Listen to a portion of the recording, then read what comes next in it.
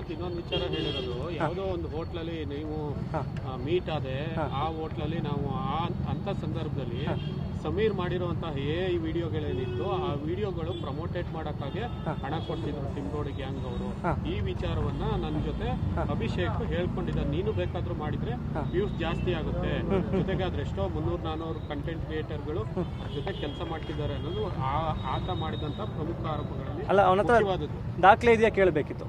ಈಗ ಟ್ರೋಲ್ ಪೇಜಸ್ಗಳಿಗೆ ಅಷ್ಟು ಜನ ಪ್ರಮೋಟ್ ಮಾಡಿಸ್ಕೊಂಡಿದ್ದಾರೆ ಅಂದರೆ, ಸೊ ಒಂದು PR ಅಂತ ಇರ್ತಾರೆ, ಅವ್ರ ಮುಖಾಂತರ ಕಾಂಟ್ಯಾಕ್ಟ್ ಮಾಡಿದ್ದು ಅಥವಾ ಅವ್ರಗಳಿಗೆ ತಲುಪಿಸಿದ್ದು ಈ ರೀತಿ ಒಂದು ವ್ಯವಹಾರ ನಡೆದಿದೆ ಅಂದರೆ ಅದ್ರದ್ದು ಮಧ್ಯೆ ಏನಾದರೂ ಒಂದು ಪ್ರೂಫ್ ಇರಲೇಬೇಕು, ಅದನ್ನು ತೊಗೊಂಡು ಬರಲಿ ಅಷ್ಟೇ. ಈಗ ನೋಡಿ, ಅವನ ಜೊತೆ ನಾನು ಅವತ್ತು ಬಟ್ಟೆ ಅಂಗಡಿ ಓಪನಿಂಗ್ ಹೋದಾಗ ಒಂದು 20 ನಿಮಿಷ ಊಟ ಆದಮೇಲೆ ಒಂದು ಜ್ಯೂಸ್ ಕುಡಿಯೋಣ ಅಂತ ಕರ್ಕೊಂಡು ಹೋಗಿದ್ದು, ಕೇರ್ಪೇಟೆಯಲ್ಲೇ ಕರ್ಕೊಂಡು ಹೋಗಿದ್ದು ನಿಜ. ಬಟ್ ಒಂದು 10-15 ನಿಮಿಷ ಮಾತಾಡಿರ್ಬೋದು. ಈಗೇನು ಮಾಡ್ತಾ ಇದ್ದಾನೆ ಅದೆಲ್ಲ ಸುಳ್ಳು.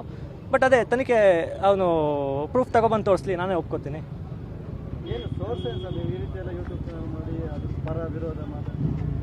ಪರ ವಿರೋಧ ಅಂತ ಏನಿಲ್ಲ, ಏನು ಸತ್ಯ ನಡೀತಿದೆ ಅದು ತೋರಿಸ್ತಾ ಇದ್ದೀವಿ. ಅದೇ ಅದರಲ್ಲಿ ಏನು ಬಂತು ಪರ ವಿರೋಧ?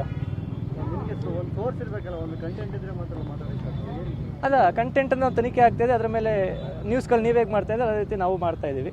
ಬಟ್ ನೀವುಗಳು ಈಗ ಏನೋ ವಿಷಯ ಈಗ ಆಚೆ ಬಂದ ತಕ್ಷಣ ಮಾಡ್ತಾಯಿದ್ರೆ ನಮಗೆ ಒಳಗಡೆಯಿಂದ ಕೇಳಿ ಬರ್ತಾ ಇತ್ತು ಸ್ಥಳೀಯರಿಂದ, ನಾವು ಮುಂಚೆನೇ ಶುರು ಮಾಡ್ಕೊಂಡಿದ್ದೀವಿ ಅಷ್ಟೇ. ಧರ್ಮಸ್ಥಳದಲ್ಲಿ ಯಾವಾಗ ಪರಿಚಯ ನಿಮಗೆ? ನನಗೆ ಈಗ ಯಾವಾಗ ನಾನು 2023ರಲ್ಲಿ ಒಂದು ಸರಿ ಹೋಗಿ ಭೇಟಿ ಮಾಡ್ಕೊಂಡು ಬಂದು, ಆನಂತರ ನನ್ನ ಮೇಲೂ ಕೂಡ ಇಂಜೆಕ್ಷನ್ ಆರ್ಡ್ರ್ ಬಂತು. ಹಾಗಾಗಿ ನಾನು ಸವಾಸ ಬಿಟ್ಬಿಟ್ಟಿದ್ದೆ. ನನಗೆ ಯಾಕೆ ನಂದು ಇನ್ನೂ ಎದುರು ಹಾಕೊಳ್ಳೋ ಶಕ್ತಿ ಇರಲಿಲ್ಲ.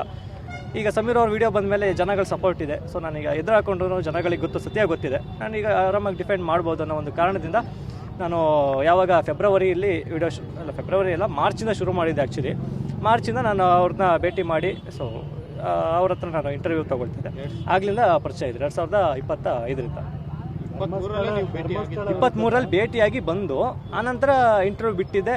ಬಟ್ ಅಲ್ಲಿಗೆ ನಾವು ಯಾವಾಗ ನನ್ನ ಮೇಲೆ ಇಂಜೆಕ್ಷನ್ ಆರ್ಡರ್ ಬಂತು ವಿಡಿಯೋ ಮಾಡೋಂಗಿಲ್ಲ ಅಂತ, ಆಗಲಿಲ್ಲ ನಾನು ಅದನ್ನು ಬಿಟ್ಟಾಕಿದ್ದೆ. ಅಭಿಷೇಕ್ ಅವರು ಧರ್ಮಸ್ಥಳ ವಿರುದ್ಧದ ಅಪಪ್ರಚಾರದಲ್ಲಿ ಅಭಿಷೇಕ್ ಅವರ ಪಾತ್ರ ಇದೆ ಅಂತ ಆರೋಪ ಇದೆ.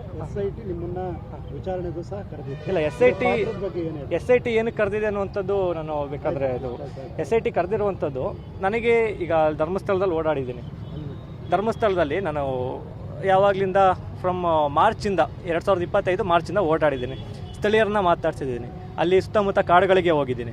ಸೊ ಆ ಕಾರಣದಿಂದ ಮತ್ತು ವಿಕ್ಟಿಮ್ಸ್ ಫ್ಯಾಮಿಲಿಗಳಿಗೆ ಹೋಗಿದ್ದೀನಿ. ಆ ಕಾರಣದಿಂದ ನನಗೇನಾದರೂ ಒಂದು ಮಾಹಿತಿಗಳು ಗೊತ್ತಿದೆ, ಅದನ್ನು ಶೇರ್ ಮಾಡಿ ಅಂತ SIT ಅವರು ಕರೆದಿದ್ದಾರೆ. ಸೊ ಅದರಿಂದ ನಾನು ಹೋಗಿ ಅಷ್ಟು ದಿನ SIT ಒಳಗೆ ಇದ್ಕೊಂಡು ನಾನು ಹೋಗಿ ವಿಡಿಯೋ ಮಾಡಿದ್ಮೇಲೆ